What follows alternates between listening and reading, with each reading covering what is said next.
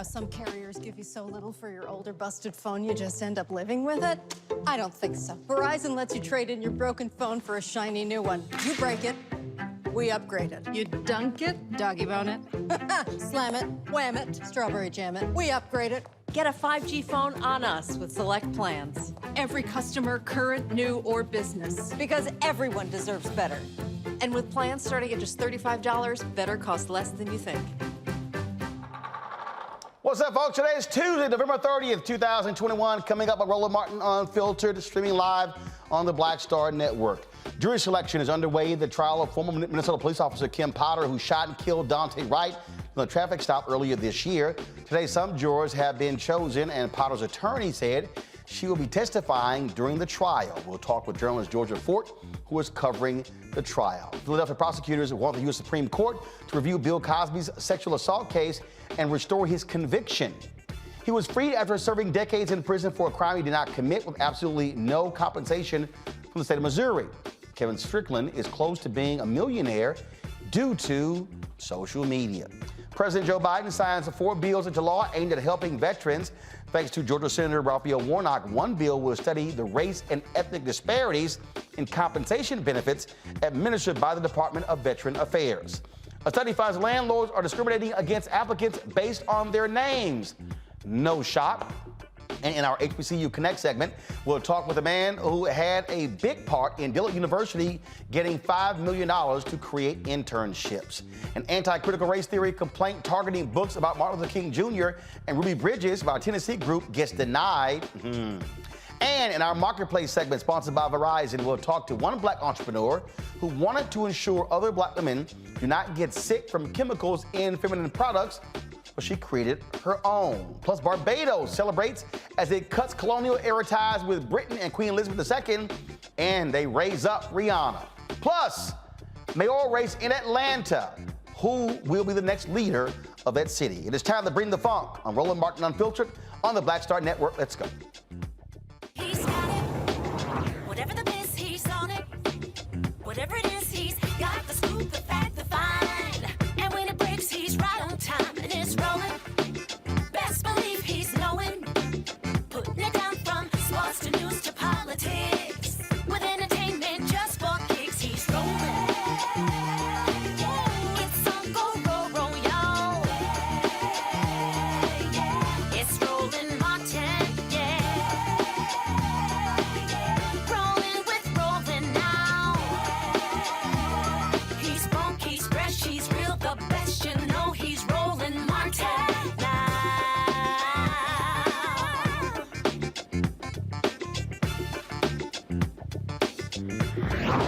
Martin. All right, folks, President Joe Biden has signed 4 bills into law aimed at supporting U.S. veterans. Advocates and members of Congress joined Biden, who signed the bills at the White House. The first bill, enacted by Georgia Senator Raphael Warnock, addresses VA benefits and the issue of race equity. President Biden says the benefits delivered should not be different based on race because the scars of war do not discriminate. The bill I will sign requires the Government Accounting Office to assess whether there are disparities associated with race and ethnicity when it comes to VA benefits and disability ratings. The weapons of war and the nature of injuries they inflict don't differentiate based on race, and the type of disabilities our veterans carry with them don't differentiate based on race. So the claims approved and the benefits delivered should not differentiate either. We've heard from veterans of color who, upon returning home from their service, are treated differently from white veterans. This bill will help us understand how this happened, keep better records, expose the facts to the light of day, and allow us to do the necessary work of making sure that all of our nation veterans, all of them, are treated with equal dignity and equal equality throughout their entire time, with the consideration being no different based on race. And I want to thank and congratulate Senator Warnock, who's here in the room, who has been a moral leader in the U.S. Senate since he got here, and leading on this issue, as well as Representative Takano, who has done a yeoman's work in the House. Now, the second bill supports veteran maternity care at VA and non-VA facilities, and the third helps healthcare veterans get jobs after their service. The last bill is aimed at helping veteran survivors' families with in-state tuition eligibility.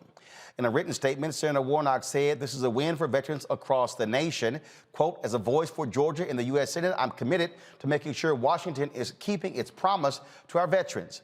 Given the VA is one of our nation's largest healthcare providers, I'm proud my legislation to study disparities in care at the VA passed Congress with bipartisan support and has now been made law. This law pushes us one step closer to fully understanding the VA's standard of care so we can identify and address the systemic challenges facing some of our veterans and ensure that all of our veterans are receiving the equal and just care they earn in courageous service to our country. Joining me now, Mustafa Santiago Ali, former senior advisor for environmental justice at the EPA, Amisha Cross, political analyst, Democratic strategist. Amisha, this is the thing that, so this was amazing to me. When you have these folks like John McWhorter, who writes these bullshit books, woke racism, and idiots like Candace Owens, and I could go on and on and on. They're like, oh no, we don't see race.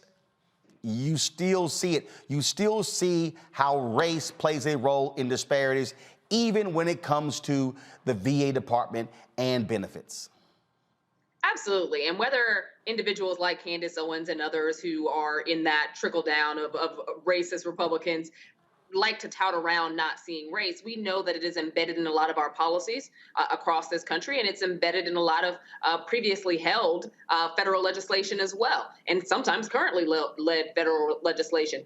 What we saw in these VA benefits has been something that Black veterans organizations, particularly the Black Veterans Project, has been arguing against for quite some time now, where those disparities lie, where disparities in the GI Bill lie, where disparities that have existed for so long. We have to think about this. Black people have fought in every single military excursion that the United States has ever had, period, yet have not enjoyed the benefits that white soldiers have coming back home. And I think that we have to be very strategic when we talk about it, because many people who look like us have fought and died in these wars, or fought and came back with serious injury from these wars, and have never been able to fully reap any of the benefits associated with, one, being taken care of healthcare-wise, but also being able to receive the funding and the benefits associated with their service. So I think that this is a very huge deal. It's even bigger that Senator Raphael Warnock was one of the main thought pieces behind the framework of the legislation, and also there at the signing, because Georgia as a state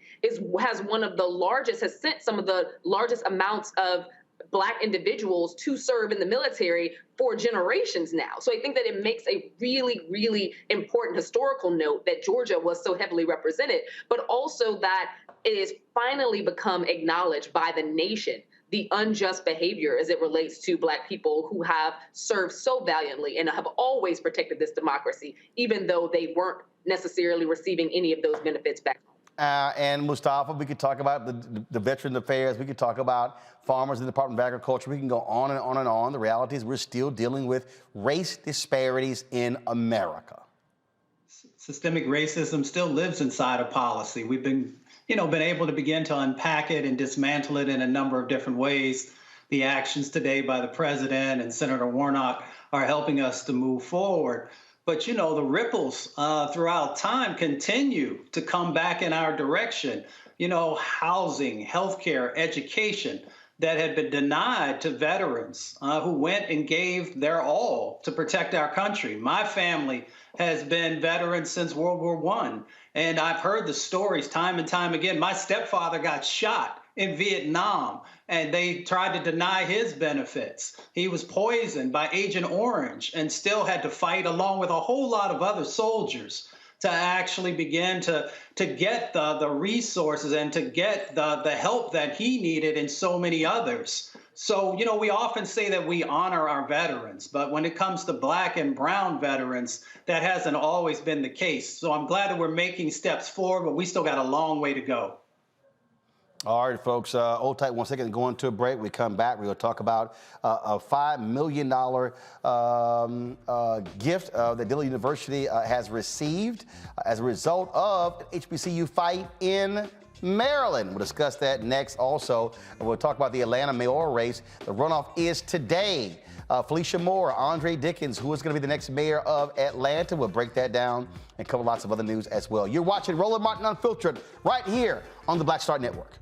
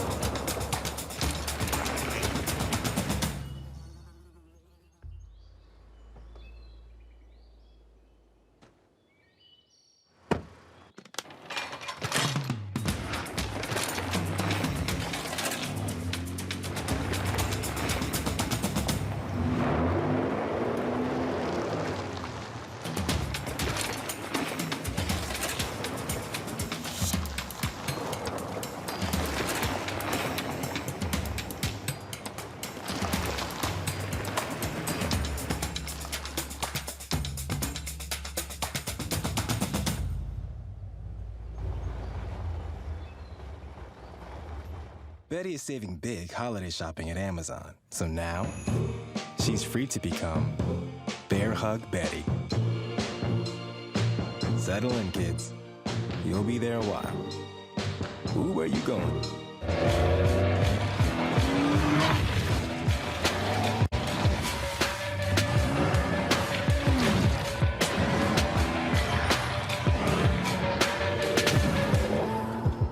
Hi, everybody. This is Jonathan Nelson. Hi, this is Cheryl Lee Ralph, and you are watching Roland Martin, Unfiltered.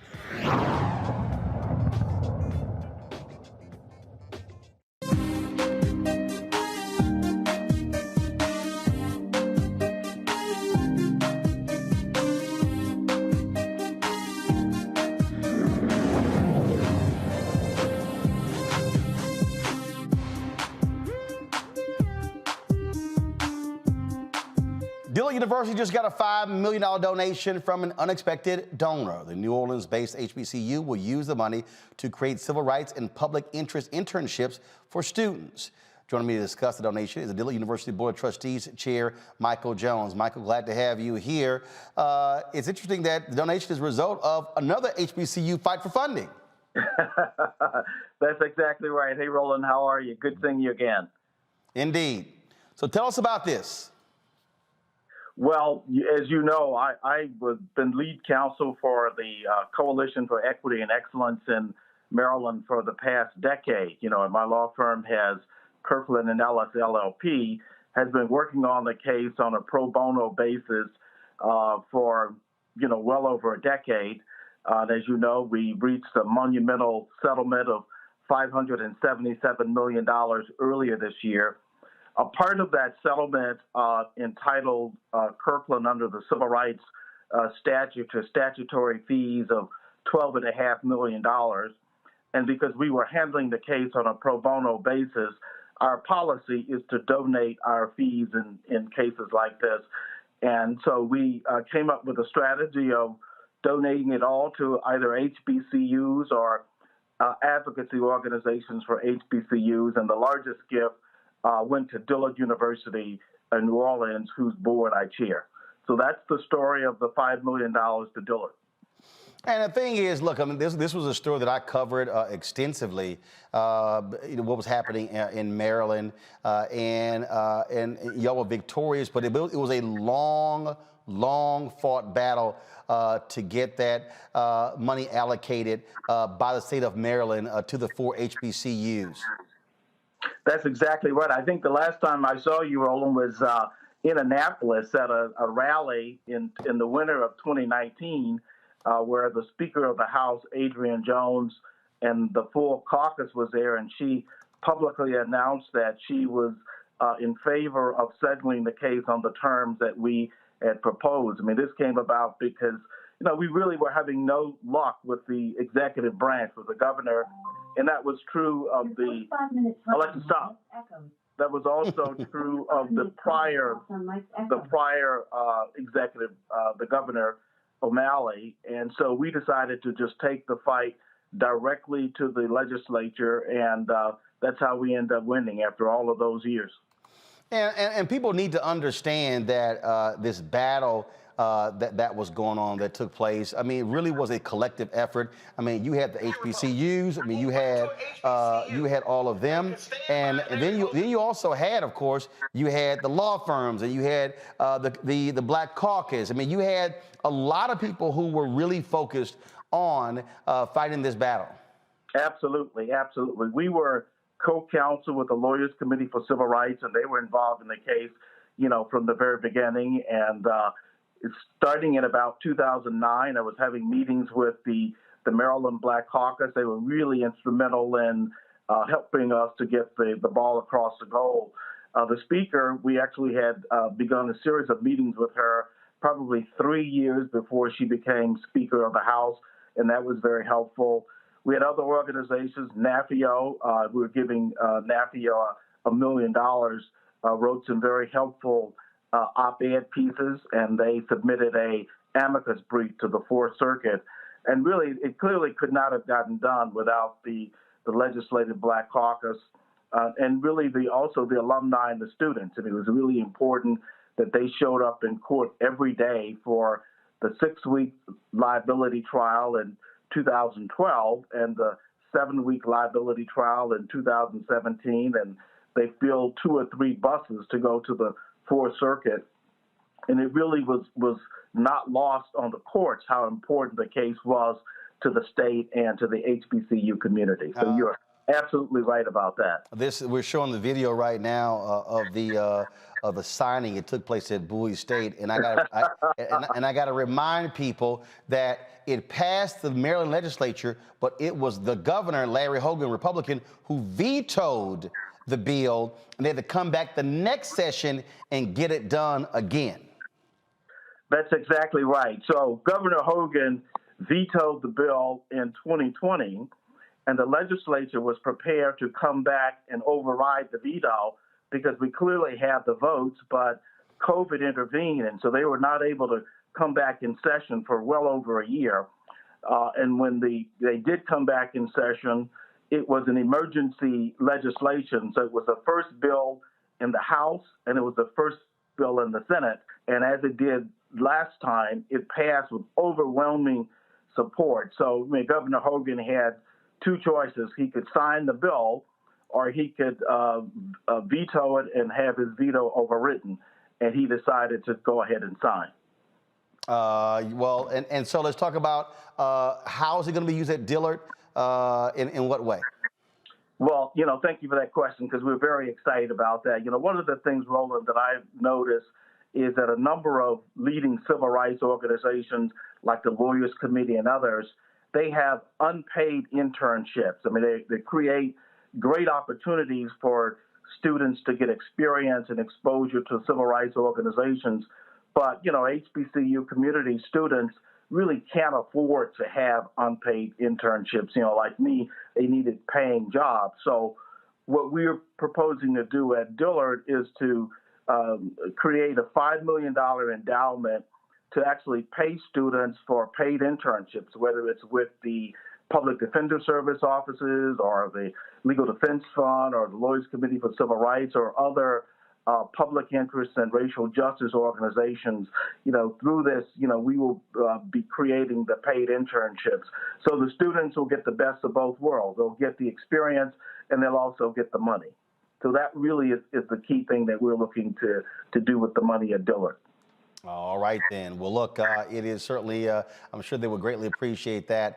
Great work all around there. And again, we got to have folks continue to fighting these states for HBCU funding. Tennessee, they owe Tennessee State a whole bunch of money, some other states as well. And so hopefully they'll be taking a page out of what y'all did in Maryland. Well, thank you, Roland. Great talking to you, and good seeing you again. Indeed. Take care, Michael. Thanks a lot. Bye-bye. All right, folks. The Thurgood Marshall College Fund, they are partnering with financial institution Truist to award $3 million in scholarships to HBCUs. The scholarship program will offer 2 scholarships to over 300 students at HBCUs and underserved communities. Now, the Truist Access Scholarship includes 45 HBCU students awarded up to $10,000 in annual scholarships within Truist markets. The Truist Gap Scholarship involves Truist awarding $500 to $6,350 one-time scholarships to 55 students attending an HBCU who need financial assistance. And so we certainly appreciate that money going to our HBCUs. All right, folks, going to a break. We come back. Our black and missing person for the day. We'll also talk about the Atlanta mayoral race, in addition to another race in Georgia that's been filled with lots of drama, the sheriff's race. That's next. Roland Martin Unfiltered on the Black Star Network.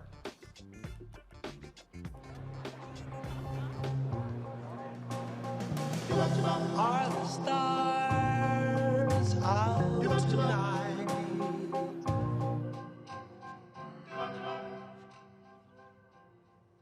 Alexa, play our favorite song again. Okay.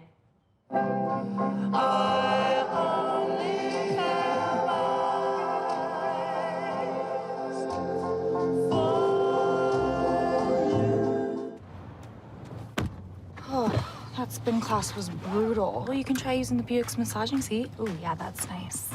Can I use Apple CarPlay to put some music on? Sure, it's wireless. Pick something we all like. Okay, hold on. What's your Buick's Wi-Fi password? Buick Envision 2021. Oh, you should pick something stronger. That's really predictable. That's a really tight spot. Don't worry, I used to hate parallel parking. Me too. Hey. Really outdid yourself. Yes, we did. The all-new Buick Envision, an SUV built around you, all of you. Once upon a time, there lived a princess with really long hair who was waiting for a prince to come save her. But really, who has time for that? Let's go. Feeling myself. I'm feeling She ordered herself a ladder with Prime one-day delivery, and she was out of there. I want some hood girls looking back at it and a good girl in my tax bracket. Now, her hairdressing empire is killing it. And the prince, well, who cares? Prime changes everything. Hello, everyone. It's Kiara Sheard. Hey, I'm Taj. I'm Coco. And I'm Lily. And we're SWV. What's up, y'all? It's Ryan Destiny, and you're watching Roland Martin Unfiltered.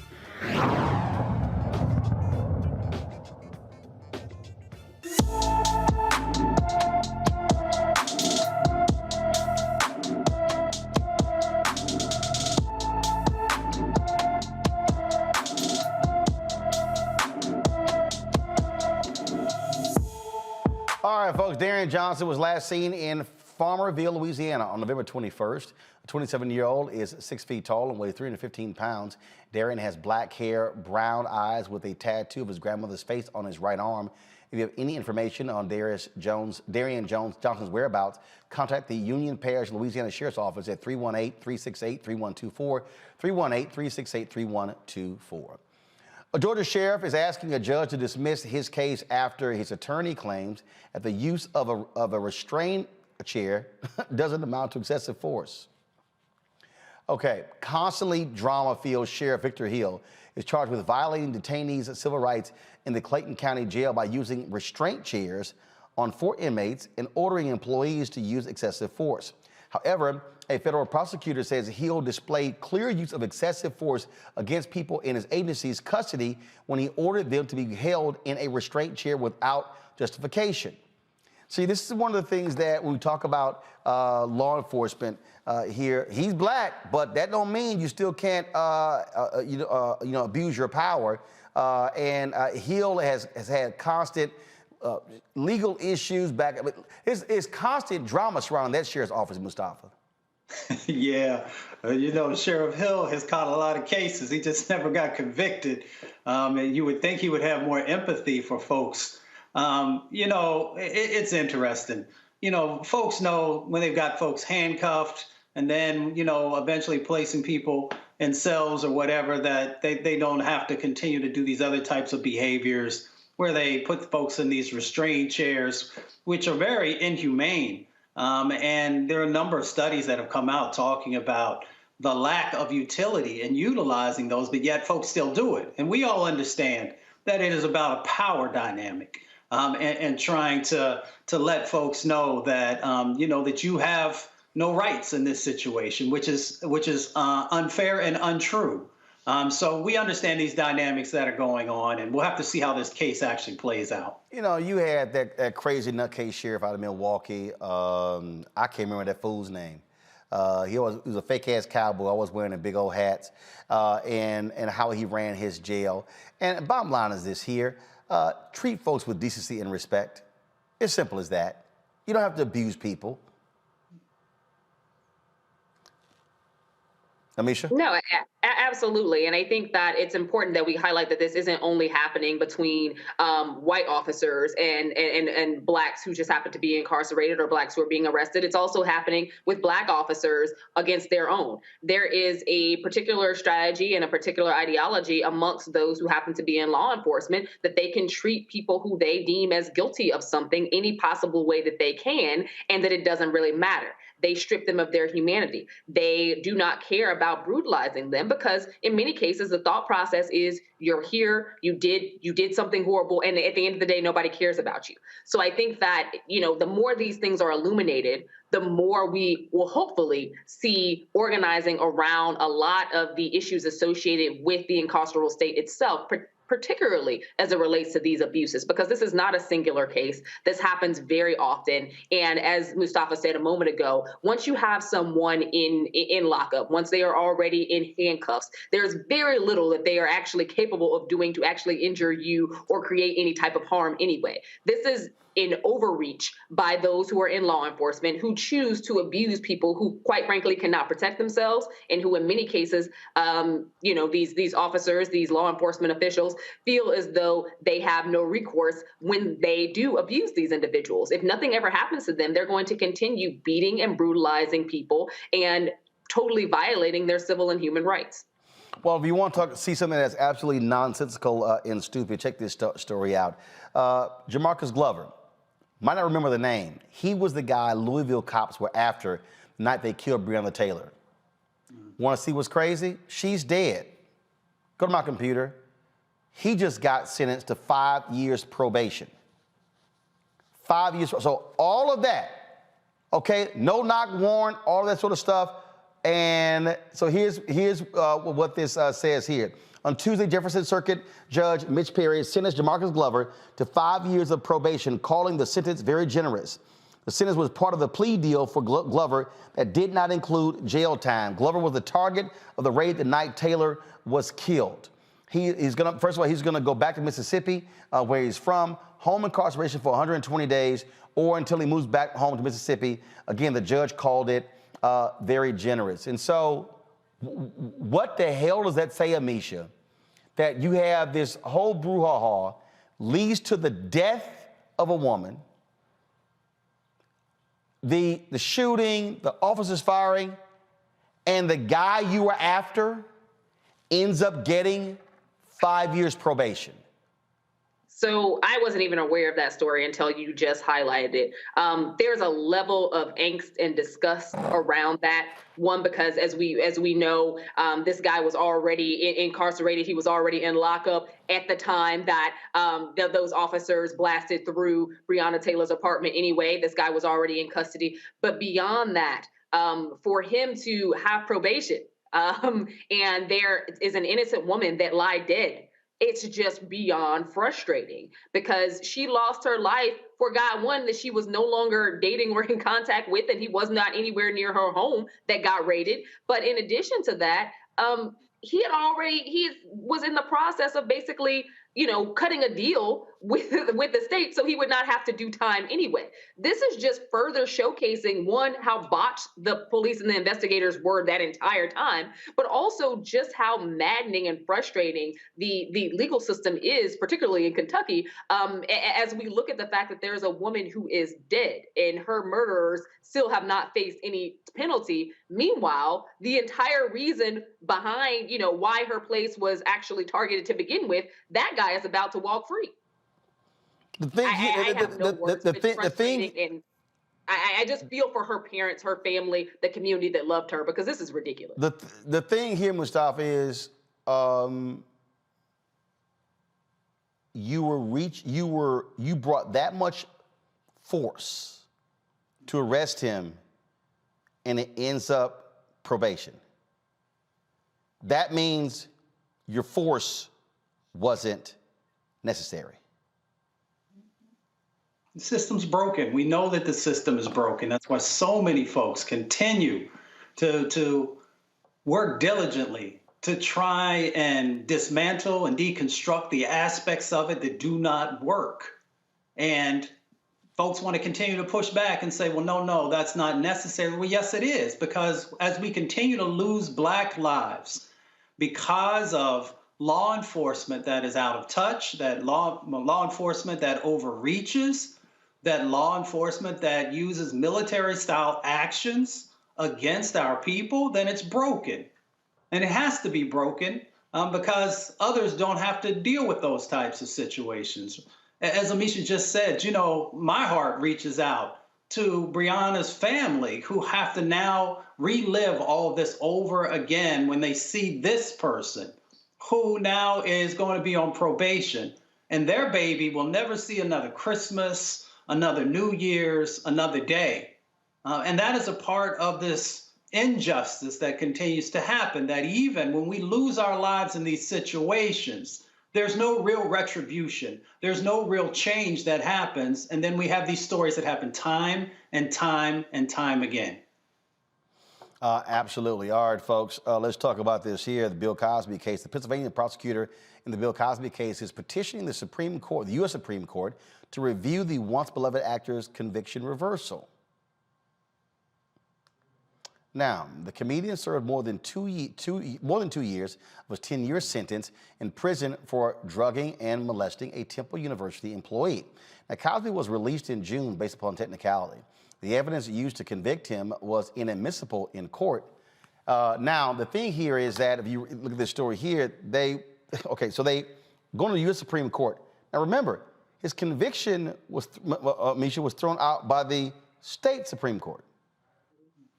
So I'm trying to understand what's really your legal basis when the state's highest court has already ruled in a state trial. I don't think the Supreme Court is going to take this up. I don't either. This was a very interesting move because, as you said, once it's already reached the highest court in the state and they've made their decision, and again, we know that a lot of that was based on technicality. It's going to be it would not behoove them to take it up. This is the one-stop shop. They've already made their decision. What is the argument here? And we have to remember that this was a case that went through multiple levels in the beginning. So I don't think that they're going to take this up. It wouldn't make sense for them to take it up. Lord knows the Supreme Court has enough on their docket already. This is just not going to happen. And I, for one, would have hoped that Bill Cosby would still be behind bars, but the state Supreme Court, they've already made their decision. So I don't see this going anyplace else. This is a statement from Andrew Wyatt, Cosby spokesman. In short, the Montgomery County DA asked the United States Supreme Court to throw the Constitution out the window as it did to satisfy the Me Too mob. This is a pathetic last-ditch effort that will not prevail. There's a lawyer in this Washington Post story, Mustafa, who says that this is such a one-off case, like the Supreme Court is likely not to take it up. Yeah, I doubt that they will take it up as well. You got to really unpack this stuff. You know, this is what I often call prosecutor politics, where you want to keep your name in the media, and you want to have those folks who have supported you in the past to know that you're still continuing in the fight. You know what Mr. Cosby did. You know, we all know how we feel about that. But then we have to look at how folks continue to try and weaponize the law and the system to continually sort of erode our rights. And I look at that part as well. Indeed. This is, again, that's sort of weird. They're actually taking this tact. All right, folks, let's talk about what's happening in Chicago, which is pretty interesting. They're still going after Jussie Smollet. It's day 2 of that particular trial there today. The lead investigator of an alleged attack on Smollet is clapping back against the defense's notion that Chicago police rushed to judgment. Former detective Michael Theo says roughly 24 detectives put in over 3,000 hours before concluding the ex-Empire actor staged a hoax attack. Theo says investigators spent days after Smollett's January 2019 report following up on leads to find Smollett's alleged attackers. Outside of the courtroom, Smollett's brother says that he is deeply saddened by what this trial has become. I just want to express that it has been incredibly painful as his family to watch someone you love be accused of something they did not do. All right? We're confident in his legal team, and we look forward to people hearing the actual facts in this case. We love him.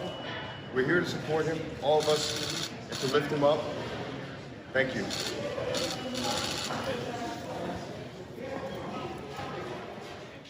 Mustafa, this is actually a misdemeanor. Is it really that major of a deal? They talk about the wasted hours, but aren't you wasting more hours and more money prosecuting a minor misdemeanor case?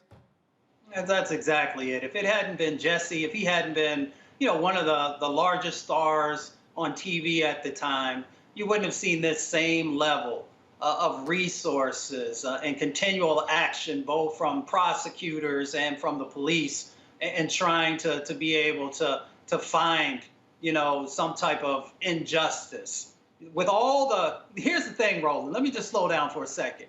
With all the crime, serious crime, murders, all the drugs, the rapes, all these other types of things that are out there, that folks never solve these crimes. They never put the resources that are necessary, especially when it comes to Black folks, but yet you're going to focus your attention and significant resources on these misdemeanors.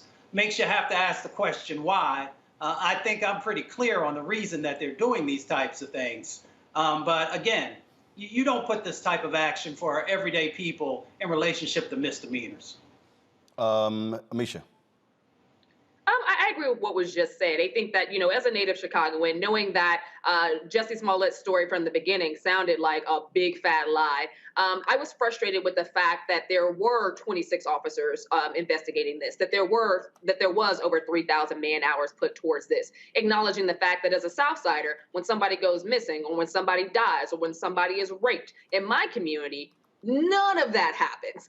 We don't see that level of action being put towards actual legitimate crimes. So I was frustrated that CPD went out of its way just because there was a celebrity behind this guy's name to actually chase and investigate a story that sounded like hogwash from jump. Nobody in Chicago goes to the subway when it's negative 25 degrees outside at 2 a.m. in the morning. That's not a thing. The first part of his story was a lie, and the rest of it that, followed in its sequence happened to be problematic as well. Right now, because Chicago PD became a laughingstock of the nation following this great big lie, they feel as though they need to push heavily against it and ensure that the hundreds of thousands of dollars that was put towards investigating this case, not only do they recoup it, but that there is some type of penalty towards Jussie Smollett. I think that part of this is just retribution for a city that kind of fell on its face in terms of CPD after being basically made the laughingstock of the nation by putting so many people onto a case that was not a real case to begin with, especially in respect and in concert with the many devastating things that happen across the city of Chicago every day. Absolutely. All right, folks, got to go to a break. We come back. We'll talk with Georgia Fort about the Kim Potter trial happening in Minnesota. You're watching Roland Martin Unfiltered on the Black Star Network. Download the app on every one of your devices: Apple phone, Android phone, Apple TV, Android TV, Roku, Amazon Fire Stick, Xbox, and Samsung as well. Our goal is to have 50,000 downloads by December 31st. We've got, yes, a whole month to get it done. Let's make it happen. Also support us by joining our Bring the Funk fan club. Every dollar you give goes to support this show. Cash App, $RM Unfiltered. PayPal, R Martin Unfiltered. Venmo is RM Unfiltered. Zelle is Roland at RolandSMartin.com. Roland at RolandMartinUnfiltered.com. I'll be right back.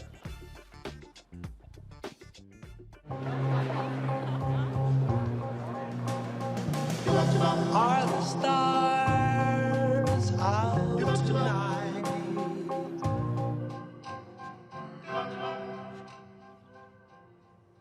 Alexa, Play our favorite song again. Okay.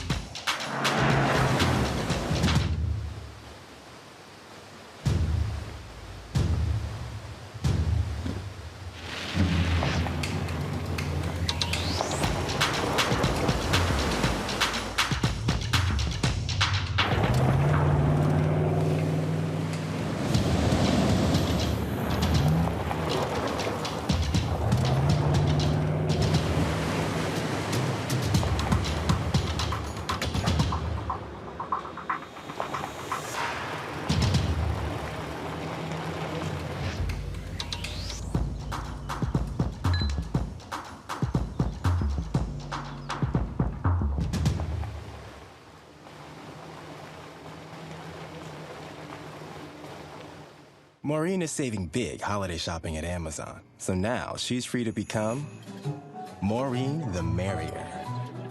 Food is her love language, and she really loves her grandson. Like, really loves.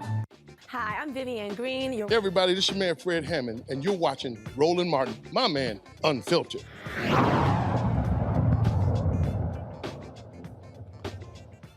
Jury selection process has begun in the trial of the former officer accused of killing Daunte Wright. Kim Potter faces first and second degree manslaughter charges for the shooting. Today, the judge overseeing the case went through the selection pool and spoke with 10 potential jurors. Potter is expected to testify. Georgia Fort was in the courtroom today. She now joins us live. Hey, Georgia. Hey, Roland. How are you? Doing great. Tell us what happened. Well, walk us through it. Yeah, well, today was a long day, the first day for jury selection in the Kimberly Potter trial. There wasn't a lot of diversity. We only saw 2 Asian women who came in. They were both dismissed. There was another black juror who was questioned. However, he said that his wife had cancer and she had previously been on a ventilator in the last 6 months. And so he was really concerned about her health had he have been selected. And so they let him go. Right now, there's been about 3 or 4 people confirmed so far to serve on the jury. But even coming out, I'm outside of the courthouse right now. There was a protest that was happening. A lot of community leaders out here, and white supremacists drove through the protest, a very traumatic moment for individuals who are out here. And so individuals right now are wrapping things up and preparing to go home. So drove through the protesters? Yes, that's right. Get stopped by the cops? Was there any sort of law enforcement reaction? Not that I know of. I was actually, because I was in the courtroom, I was on my way out. I've seen cell phone footage. I've seen a photographer of mine, Ben Garvin. He captured it. So we're working right now to try to get that footage out across our platforms. But from my understanding, there was no law enforcement present. However, protesters did capture his license plate number. So I do believe that they're going to be turning that over to authorities and hoping to hold that individual accountable, given if that vehicle is even registered to that individual. Well, and it's obviously there was so much attention on the case of George Floyd last year. Give us a sense of the people gathered outside, how many. Obviously, this does not have the same intensity as a George Floyd trial. Yeah, no, that's right. I would say that there were about over 100 individuals gathered outside of the courthouse today. I did see the Wright family inside of the courtroom. They weren't there the entire time. They came in briefly during the morning proceedings and then briefly in the afternoon. I actually rode down in the elevator with Katie Wright and Aubrey Wright, the father and mother of Daunte Wright. I asked them how they felt like things went today, and they said it was very nerve-wracking. All right, then. Georgia Fort. We certainly appreciate it. Thanks a lot. And keep us up to date on what's happened with this trial throughout. Will do. All right, folks. A study confirms housing discrimination against renters and homeowners of color at more significant rates than any other group. A study by the National Bureau of Economic Research done in 50 large cities in the U.S. found rental companies responded to applicants with white-sounding names 60% of the time compared to African Americans at 54%, Latinos at 57%. This leads to segregated neighborhoods even in diverse cities. Now, black renters face the highest rates of discrimination in Chicago, no shock, Louisville, Los Angeles. Latinos battle housing discrimination in Louisville, Houston, and Providence, Rhode Island. The pandemic led to more companies offering remote work, shifting from big cities to small towns. This move increased rental prices nationwide. Some cities with the highest increase in prices of one-bedroom apartments: New York City, Birmingham, and St. Petersburg, Florida.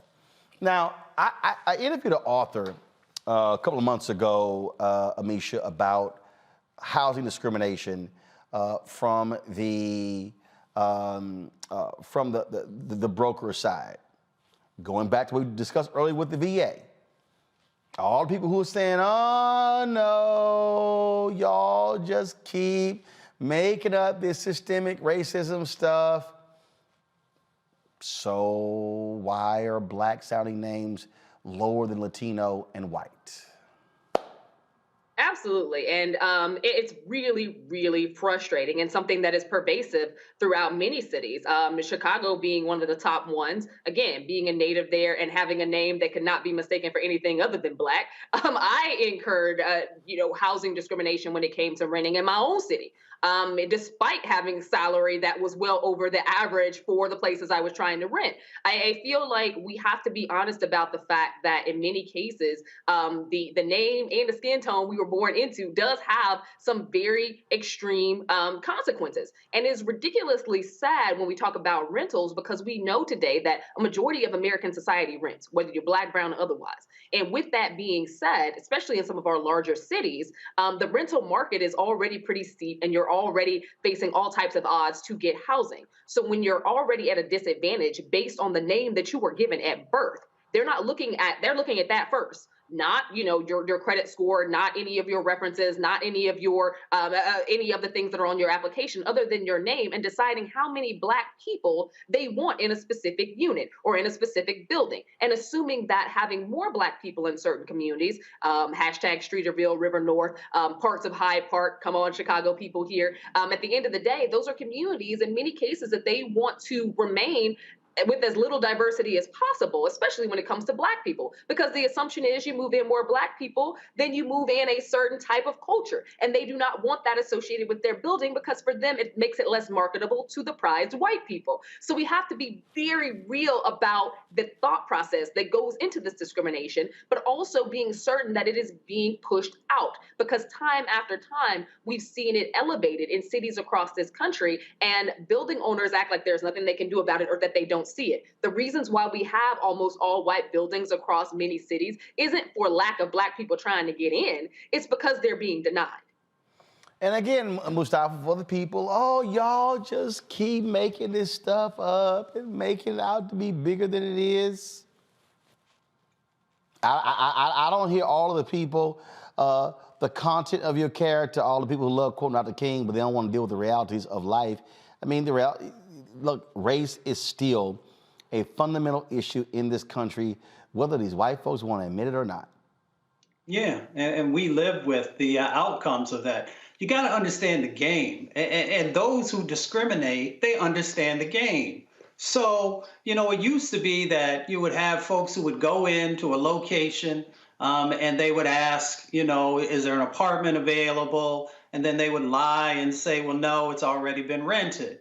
They understood that you could then catch a case on housing discrimination if you had that type of a scenario play out. So now they just don't even respond back to you so that they can get out of it. I'm one who believes that we also have to make sure that folks understand what the penalties are, and those penalties need to continue to increase.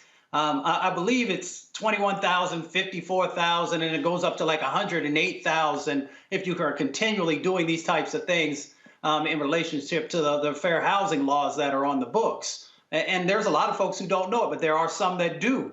So we got to make sure that continues to get pushed out there so that folks understand that there can be some significant penalties when you continue to have these types of behaviors and actions. But, you know, the reality is that a lot of this stuff is baked into the system, and folks are going to continue to find ways of trying to skate around it. All right, folks, when we come back, we're going to talk about Congresswoman Ilhan Omar having to deal with a white racist in Congress constantly attacking her. And today, Omar calls out the Republican Party. We'll share that with you next on Roland Martin Unfiltered on the Black Star Network.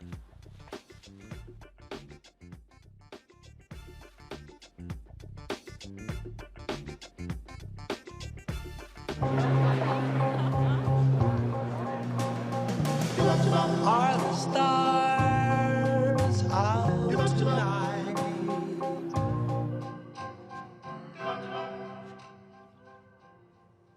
Alexa, play our favorite song again. Okay.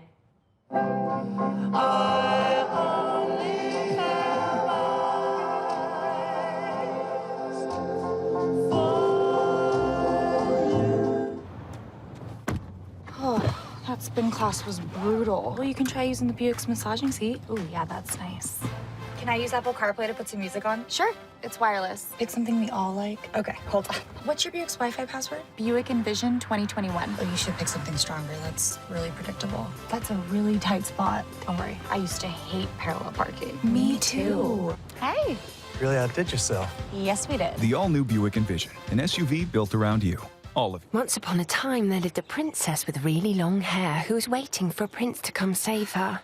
But really, who has time for that? Let's go. Feeling myself. I'm feeling She ordered herself a ladder with Prime one-day delivery, and she was out of there. I want some hood girls looking back at it and a good girl in my tax bracket. Now, her hairdressing empire is killing it. And the prince, well, who cares?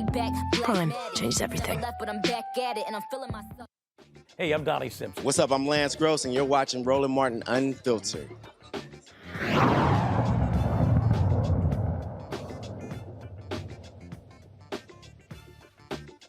All right, folks. Congressman Boo Boo out of Colorado, Boo Boo the Fool, Lauren Boebert, whatever the hell her name is, she's been constantly attacking Congresswoman Ilhan Omar. Now, videos have come out showing Boebert. She was actually at an event where she talked about how she confronted Ilhan Omar in an elevator. She put her eyes down and talked about how she didn't have a backpack, called her a jihadist terrorist, and then when she demanded, she apologized. They had a phone call, and then Boebert continued her bullshit. They said that Omar needs to apologize to her.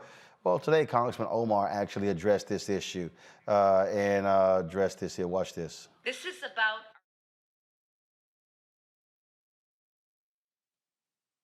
I mean, first of all, what you're dealing with is you're dealing with a crazy, deranged member of Congress. Even other Republicans are calling her childish for her behavior. But this really is the modern day Republican Party, folks. And it's how they are behaving and it's how they are acting that is even the more shameful. Let's see here. Are you guys hearing it now? Some members of the All right, so Republican we're Party going have condemned this. all right, we're going to get that fixed in a second. But I do want to get a comment from you, Mustafa, again, on this constant attack, where they're attacking the two Muslim women in Congress, and Boebert is calling them the Jihad Squad. Mm-hmm. Well, you know their game is always to dehumanize folks. It's quite simple. She should be censured. She should be stripped of her committees. And if the Republican Party does anything less than that, the Republicans who are there in the House, then they're not serious about addressing these types of behaviors, and they will continue. You know, they love to demonize folks. They understand the game that is being played by demonizing the congresswoman or congresswomen, that they try to figure out ways of weakening them so that they have, one, ways to raise additional money for the Republican Party, and two, hopefully to be able to win some of these districts that they haven't been able to win in the past. So we just got to understand the game, and then we got to make sure that we are holding people accountable and that we continue to put pressure on them and the Republican Party to do the right thing. And if they don't, continue to call it out and continue to let folks know that they are not a party that that really is in step with what the 21st century requires. This is one of the racist videos by that fool, Boo Boo the Fool. That's what I call her. Staffers on his first day with me got into an elevator in the Capitol. And in that elevator, we were joined by Ilhan Omar. Press the emergency button. Well, it was just us three in there, and I looked over and I said, well, look at there, it's the Jihad Squad.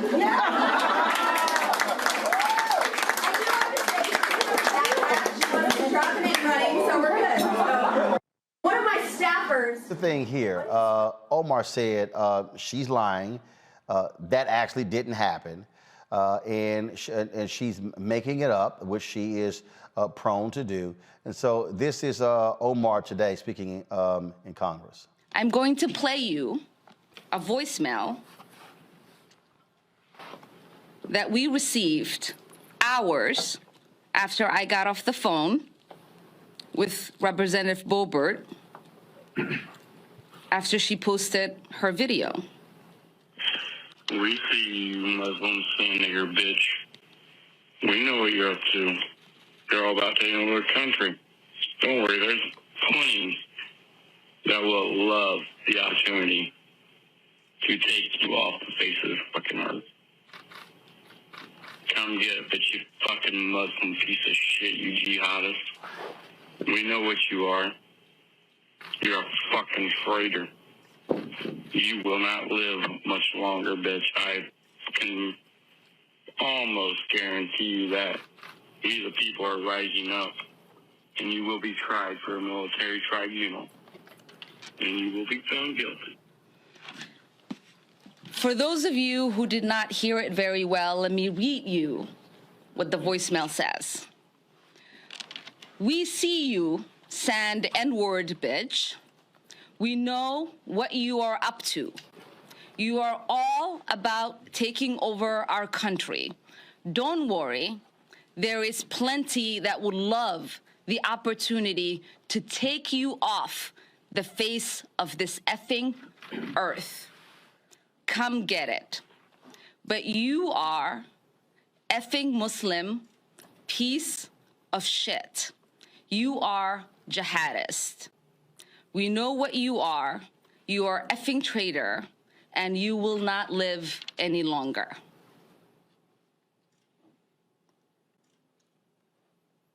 Condemning this should not be a partisan issue. This is about our basic humanity and fundamental rights of religious freedom enshrined in our Constitution. Amisha, the Republican Party won't do a damn thing because they cultivate and embrace these racists.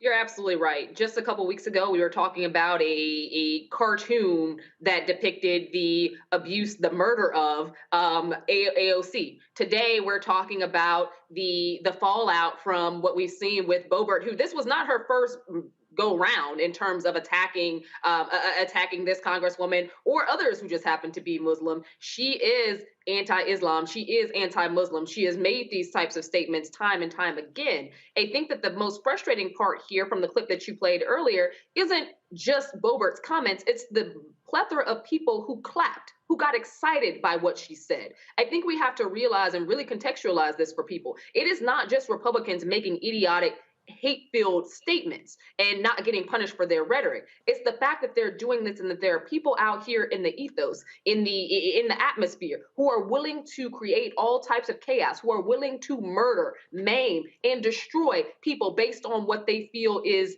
an edict that was given out by the Republican Party. When nothing happens to these Republican representatives, when they are not reprimanded, when they are not silenced, when they are not forced to face the music for the aggressive things and the tones that they use, what happens is we have a general public of individuals, particularly those who fall in line on the conservative side, who are willing to actually hurt injured, up to killing these individuals who are just living their lives. It is not a crime to be Muslim in America. America is not a theocracy. Not one religion rules this country. With that being said, since 9/11, actually before 9/11, we've seen this uptick in crimes against the Muslim community, crimes against those who practice Islam, and this idea that they are traitors. And it is quite frankly disturbing because as we have Muslim women who are serving in Congress now, as we have Muslim women who had to fight to wear their hijab in Congress now, we have people who are ready and willing to threaten them, just like what we heard on that voicemail, but not only to threaten them, but to also create realistic bodily harm.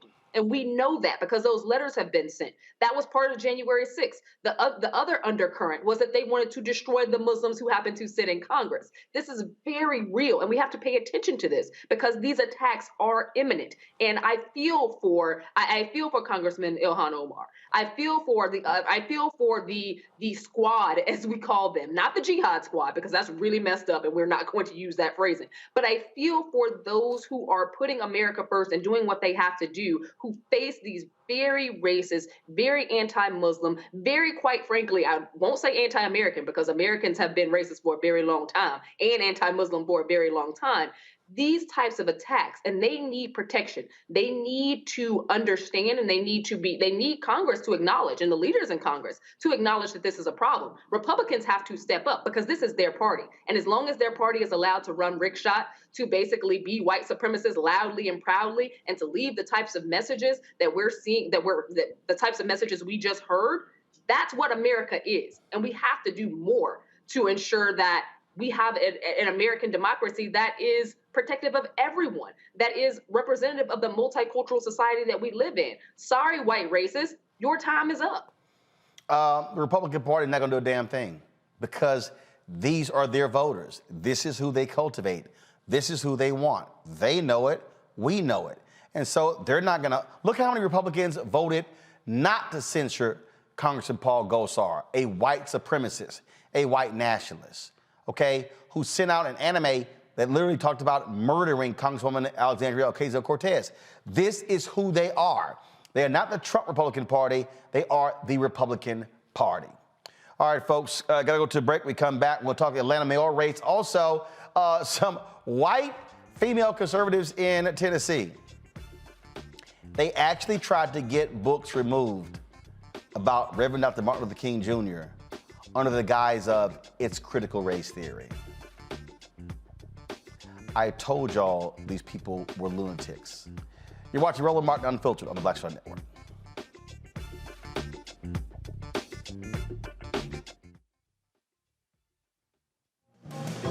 Are the stars out tonight?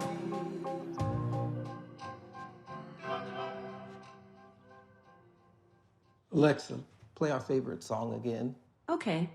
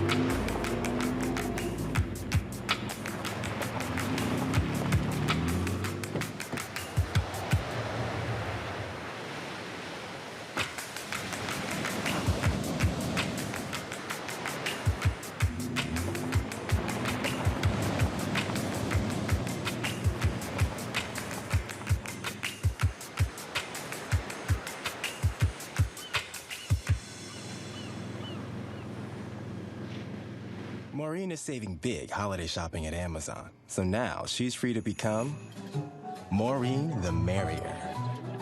Food is her love language, and she really loves her grandson.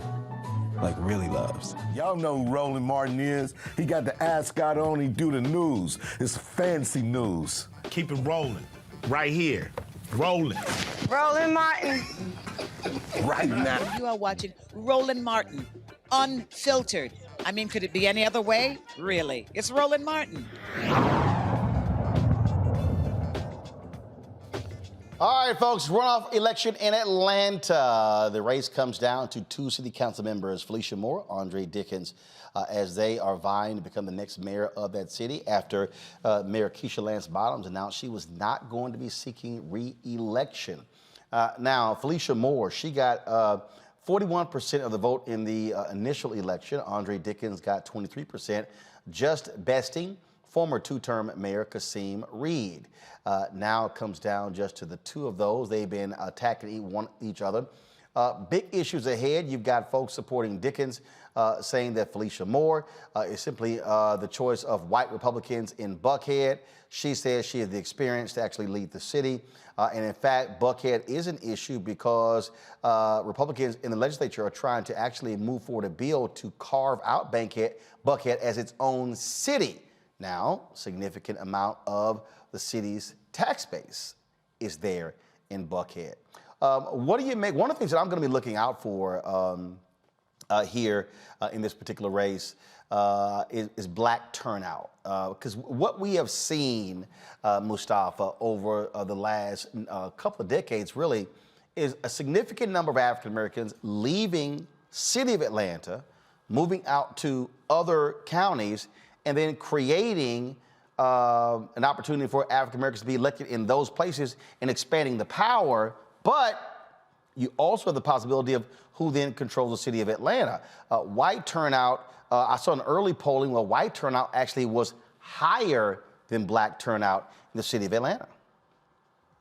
Well, you gotta do the work that we often talk about. That means that you gotta be spending significant times on the South Side and the West Side with the folks and making sure that you're understanding what they are asking for and also helping them to understand how you're going to make change happen. We understand that Atlanta is a powerful point in the South and especially in Georgia as folks are trying to move forward to make sure that we're holding on to those Senate seats and a number of others who are coming out of that particular city. They're going to play a big role both on the national and the state level. So you got to spend time with everyday folks. Atlanta's like a second home to me as much time as I've spent there. And, there is an opportunity for the next mayor to actually be very transformational. They say now Atlanta is the Hollywood of the South. That's one economic driver. Of course, there are a number of others that are there. So, there's a lot of opportunity, but that opportunity has to actually go back to everyday people. And these candidates, are going to have to spend time in those locations that are often overlooked.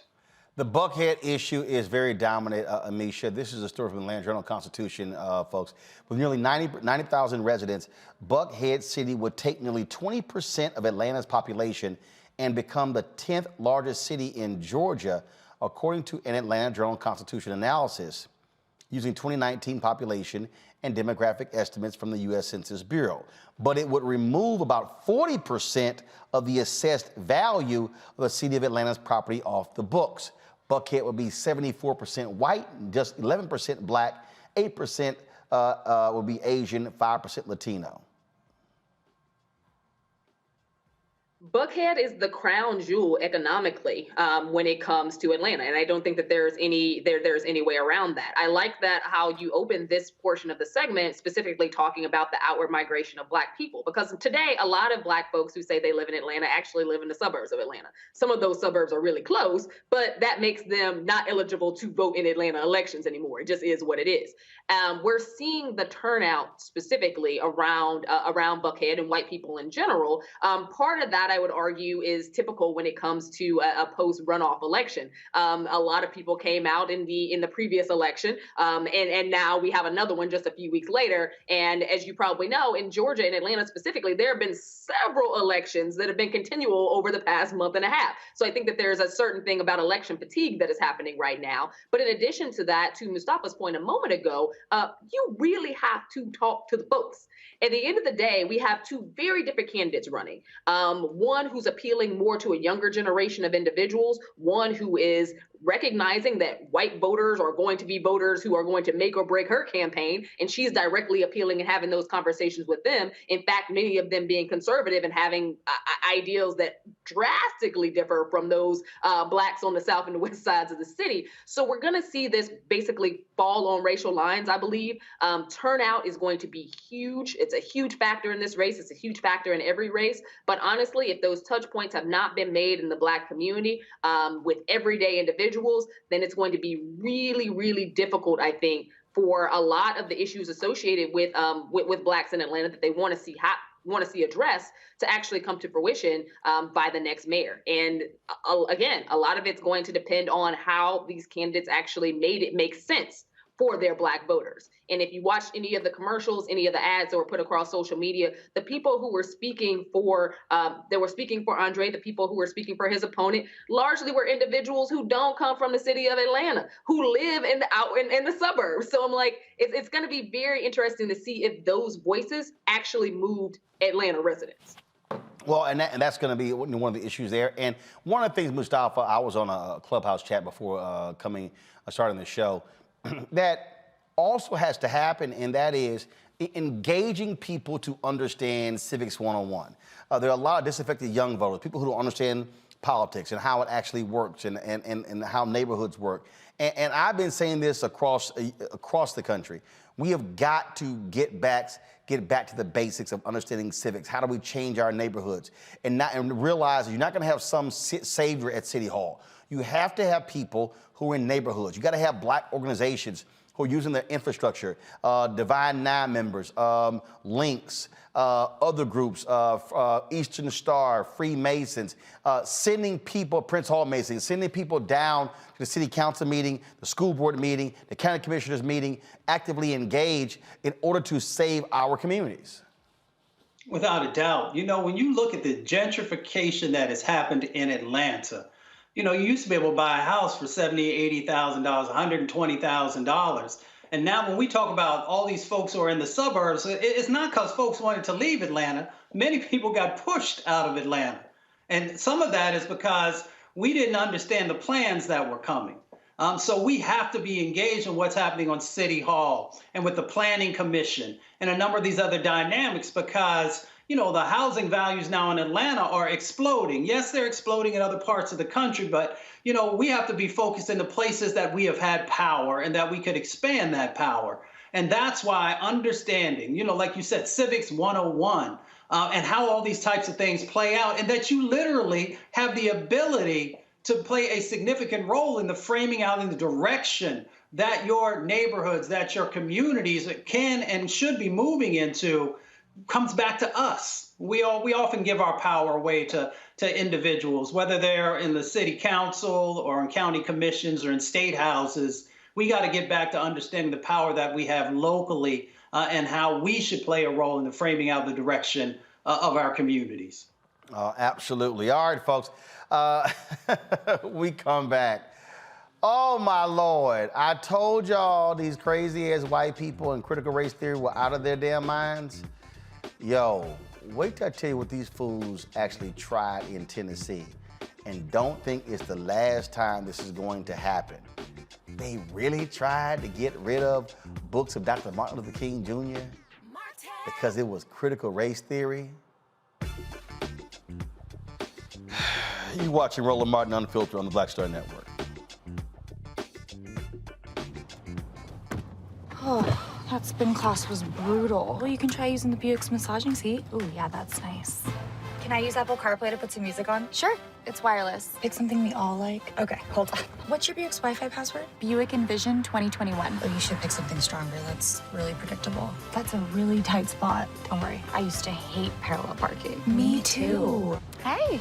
Really outdid yourself. Yes, we did. The all-new Buick Envision, an SUV built around you. All of it. Betty is saving big holiday shopping at Amazon. So now, she's free to become Bear Hug Betty. Settle in, kids. You'll be there a while. Hey, I'm Amber Stevens-West. Yo, what up, y'all? This is Jay Ellis, and you're watching Roland Martin Unfiltered.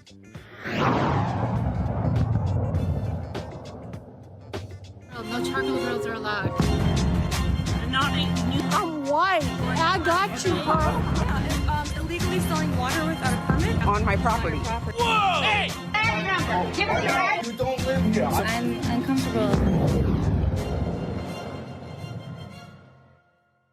Oh, goodness. In Tennessee, a group of white parents, called for the removal of a book about the life of, yes, Reverend Dr. Martin Luther King Jr. This is the first complaint filed under Tennessee's new anti-critical race theory law. In an 11-page complaint filed by conservative parents group Moms for Liberty, the group claims that the book Martin Luther King Jr. and the March on Washington was among a set of lessons promoting anti-American rhetoric. However, the state's Department of Education declined to investigate the book because the lessons took place last year. Not that they're stupid, but they don't actually apply this year when the law was passed.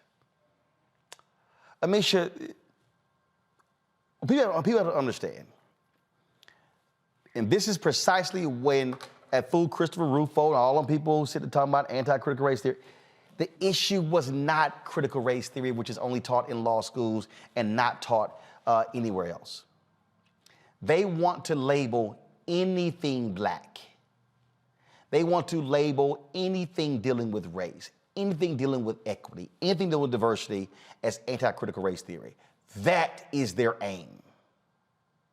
Absolutely. And I think that we have to talk about this over and over and over again. Critical race theory was never the goal for Republicans. It was never the goal for conservatives. It was never the goal for this new wave of education reform. What they want to do is eradicate any knowledge of American history that is inclusive to the struggle, the fight for civil rights, as well as a lot of the atrocities that white Americans have embedded upon or encroached upon people of color, be it whether they're Black, Latino, Native American, or otherwise.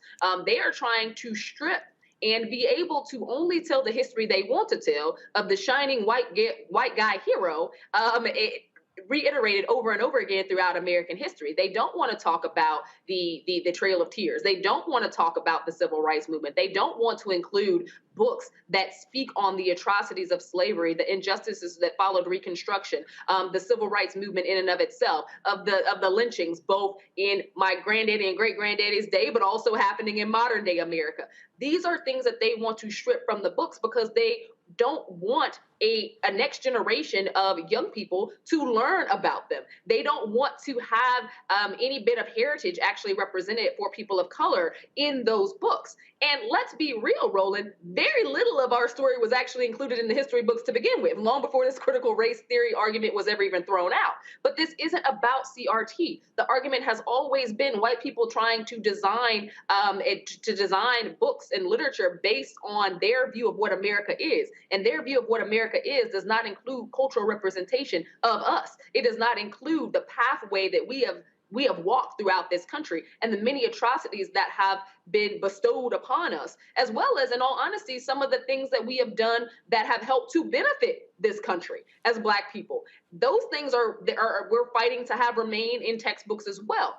It is a very undercut and a very disgusting practice, but it is one that they have been fighting to do for quite some time now and are using the school boards, weaponizing school boards and getting more and more of these extreme right-leaning individuals on school boards so that they can advance removing the literature that speaks to the Black experience, removing the historical context of the Black experience. This is their goal. This was never a CRT argument to begin with. This was one basically on its face to erase all things Black from the history books. That is diminishing America. It is diminishing the role that we have taken in this country. It is diminishing the atrocities that we face, but also the successes and the things that we provided this country that have made it stand for so long. They want whiteness to rule, Mustafa. Of course. This is about politics, power, and money. So they looked and they saw the whipping that they took in 2020, and they said, how are we going to make sure that when we get to 2022 and 2024, that we can get our base whipped up enough that we can get enough voters to come out? This is a Willie Horton moment for those who understand history long enough, when you got to have a boogeyman. So they use CRT as the boogeyman to get people energized on the right. And if you don't call that out, then you're not really thinking through this whole process. The other part of it is, as Amisha said, it is about the whitewashing of history.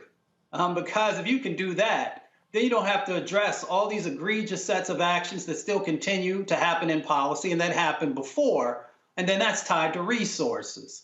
So people want to be able to control the resources, and they want to make sure that there's not investment in the areas that have been disinvested in, because when you reinvest or finally have investments in those areas, people begin to have more free time. When people have more free time, they can get more engaged in all these processes that happen on the local, the county, the state level, and more people have time to dedicate also to getting engaged in the political process. So it is cyclical, but it is also very clear the things they're doing. And then the last point that I will raise, it also gives those folks who are racist and nationalists and all these other types of things the justification for many of their actions as well. So that is a component of it also. So it is all those things coming together and how they're trying to utilize CRT to justify their sets of actions. Indeed. All right, folks, got to go to a break. We come back. Our marketplace segment brought to you by Verizon. We focus on a black entrepreneur who's building her business to help other women as well. You're watching Roland Martin Unfiltered on the Black Star Network.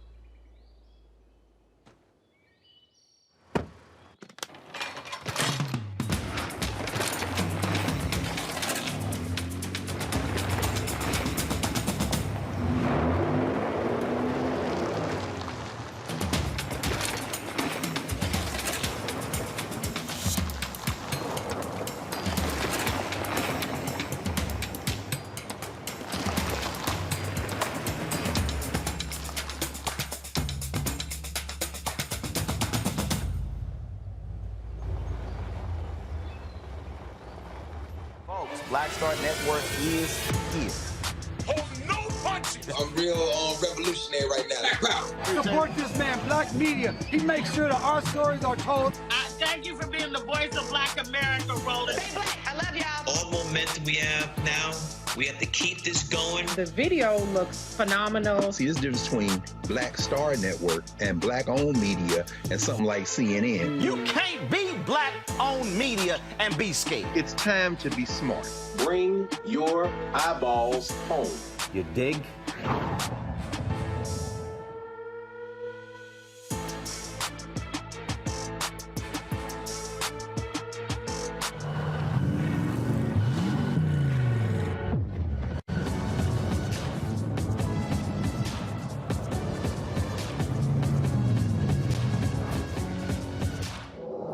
How some carriers give you so little for your older busted phone you just end up living with it?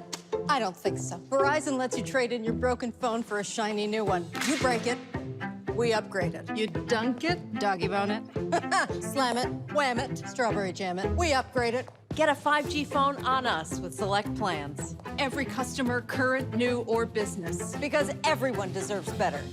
And with plans starting at just $35, better costs less than you think.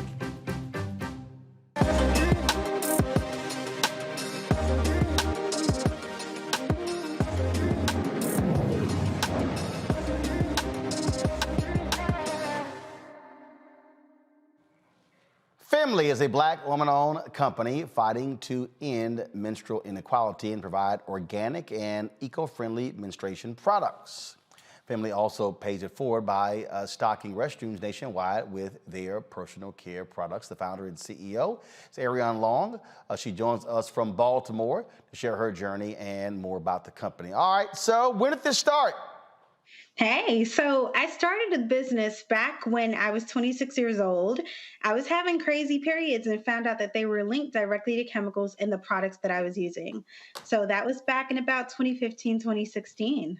So, and so you started the business, and how? You funded yourself, friends and family? How did you actually begin to start the business? Man, when I first started, I was using one of every two paychecks and funneling that back into my business. At the time, my husband was my then boyfriend, and we actually moved back home with my whole family, 12 people, my grandmother, my siblings, and more. And Hold on, 12 of y'all in the crib?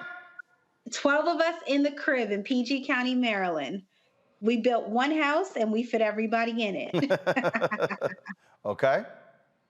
All right. So And yeah, so, it was incredible, but we bootstrapped the company. I had to use pitch competitions. Finding an investor was hard. I'm also Black and went to a HBCU, so yeah. so when you talked about, so how'd you deal with the manufacturing in terms of developing your product and making sure that it was safe and effective? So it was crazy. I went to companies here in the US, but they would not work with me because they were working with the companies that put toxic chemicals in their pads and tampons. So we found a small family owned company that was growing organic cotton in Texas. And we found a manufacturer all the way in Rome, Italy, that was willing to take us on and make our overachieving products, which are 3 times more absorbent and 13% longer. So they're better for you and they outperform the others. So you started the business, and so how were you selling your products? Was it online? Were you in stores? hmm When we first started, we were shipping monthly period boxes so that every time a younger girl or a woman would get her period, she would have our products, chocolate, body scrubs, and we saw an opportunity to have more social impact. There are so many women who admit to finding themselves without these products in public or at work. So we quickly started manufacturing our own products, and then we started putting our individually wrapped pads in hotels and colleges and stadiums. So we essentially want to make sure that you can order the period care you need online, or if you find yourself in these public spaces, you have what you need, which is perfect because now states are starting to make this a law that feminine care is a requirement, and we're there to meet that demand. So how many units are you moving per month? How have you grown? Man, we've changed over 25,000 lives. We are a company that expects to net over $70 million in revenue in the next 2 years, and we're out here playing with the big boys. And I take it that is not necessarily something they want to see. And so how are you looking to expand the company? So, as we think about expansion, Femly is the premier company that's going to hold your hand from your very first period all the way through pregnancy, postpartum, menopause, and beyond. We want to be there for every stage of a woman's life cycle. You may find us at an NFL stadium or at a hotel, but when you need us, we'll be in stores or online, and we will just be with you for every step of the way. All right, questions for my panelists. Amisha, you're first. Absolutely. For off the top, Roland, I want to thank you for inviting her for this discussion. I find that these products are very interesting, and congratulations on your expansion and the work that you're doing thus far. Because I think that, in the 90s, we heard about toxic shock syndrome and the issues associated with wearing tampons for too long. Right now, there's an elevation of period poverty, not only as it relates to those who are incarcerated who just don't have access to pads or tampons regularly, but also people who live in poverty, who are outside of the penal system, who cannot afford regular pad and tampon access. So acknowledging the fact that you're doing that work, but also looking at this more environmentally friendly, but also friendly to the body type of substance for an issue that women are going to have. Like, there's no way around having your period. What have you seen, and what actually sparked your interest in making this happen? Because there are options out there, not many like yours, but there are options out there. How do you, one, elevate this, the awareness of this product, but also what made you get into this to begin with? So I had this tumor that was linked to chemicals found in very popular products, and I did some digging and I found out that the FDA didn't require transparency of ingredients. They didn't require companies to disclose what was inside of them. And coincidentally, these same products that I was using that millions of women use were outliving the people who use them. They were filled with nylon and plastics, and when you throw them away, that could take 500 years to break down. So I knew that we needed to create something that was both eco-friendly and profited people and planet. The other thing is we started the company, but in 2018, I found myself on life support. I lost my daughter Sage to stillbirth due to a doctor's error and not believing me and giving me the wrong antibiotic for an infection. And when I woke up, I realized that we weren't doing enough about health education for women too. The US right now has the worst rates for pregnancy in the modern world, and Black women are 3 to as much as 6 times more likely to die in labor. So what we're doing is not only providing a better product that works better for you and outperforms, we offer more products in each box. And then on the back, there's a QR code that women can use to connect to our health community, to connect with the brand, to learn more about us. So for us, it's a mission that matters, and it encompasses more than just period care. It's a movement that changes how we serve women, 51% of the world's population. Mustafa. Sister, I just want to say thank you so much for millions and millions of women across our country and hopefully internationally. I don't know if most folks know the dioxins and the furans and the pesticide residue that is actually a part of, those traditional feminine hygiene products. So thank you so much for creating these greener types of products that are healthy for folks. I'm curious. You have a phenomenal product. Where do you want to take it moving forward? Are there additional products that you're going to put into your overall portfolio? And also, as Amisha raised, we have so many sisters in the Caribbean, sisters in Africa, and so many other locations. Do you have a plan to also reach them as well? Absolutely. So when we started with a global mindset, and we're already shipping across the world, not just the United States. And as we think about expansion to better meet the needs of women, we've already designed additional products such as tampons and period panties and more that are dropping in a few weeks that sustainably meet the needs of women during their life cycles and more, that address period pain, that address some of their pregnancy symptoms and more, all holistically. So, the future is bright for us, and we believe that we can become the company that meets your needs wherever you are. Whether you're at work and you get your period and you might not have a pad on you, or you're rolling through Target, hopefully, and other stores like Whole Foods and more, or you're simply cruising online and want to sign up for yourself or your daughter for a period subscription to get it delivered every month on time, every time. We want to be wherever the women who need us are, and at every step, we want to have that impact and education and support them with wellness. All right, then. Ariane Long, CEO of Femly. We appreciate it. What's the website? Thanks, Roland. The website is femly.com. That is FEMLY.com. And you guys can use code wellness for 10% off your next Femly purchase. Thanks for having me, Roland. So it's femly.com, not femlybox.com. You can use either or, Femlybox or Femly. Okay. Yep. All right, then. We appreciate it. Thanks a lot. All right, bye. All right, then, Amisha and Mustafa, thank you so very much for joining us on today's panel. Certainly appreciate it. Folks, that's it for me. And in fact, y'all not going to see me for a couple of weeks. Time for some R&R. I'm headed out of town. Much needed rest and relaxation. Well, a little bit. I got a board meeting for 3 days in Hawaii, but the other 9 days I will be chilling, yes, playing golf. And so Amisha's going to be holding it down. Ray Baker, Monique Presley, they'll all be hosting the show. And so y'all still tune in. Please watch. Brother can't work all the time. Got to have some rest. And so looking forward to that.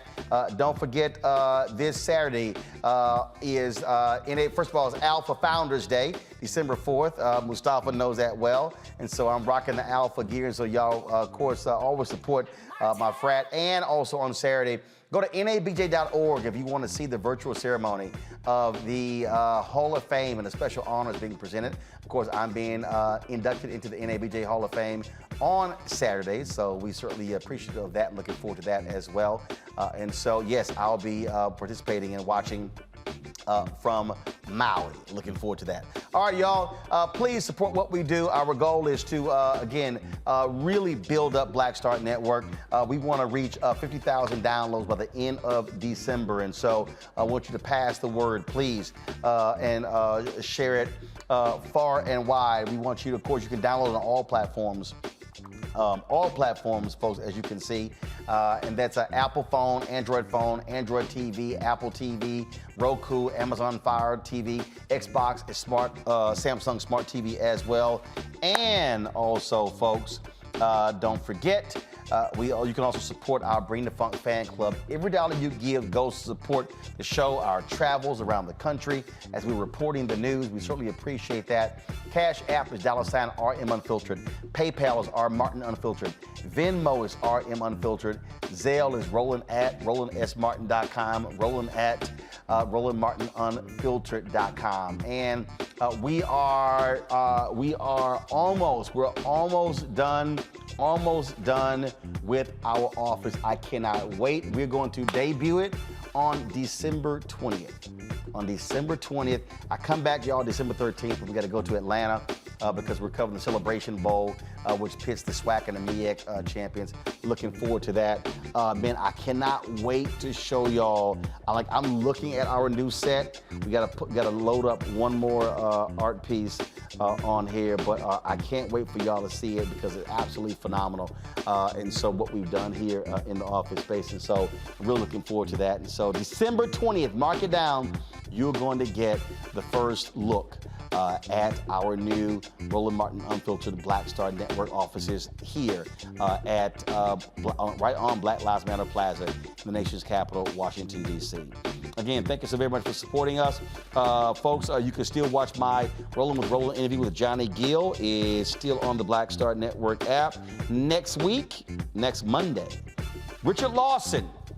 You watch actor Richard Lawson as he talks about not only being married to the mother of Beyonce, Tina as well. Plus, he talks about the devastating airplane crash where he almost lost his life years ago, and how he was initially hating on being on the soap opera, how later it was one of the smartest things for him. So, my interview with actor Richard Lawson debuts Monday on the Black Star Network app. Folks, that's it.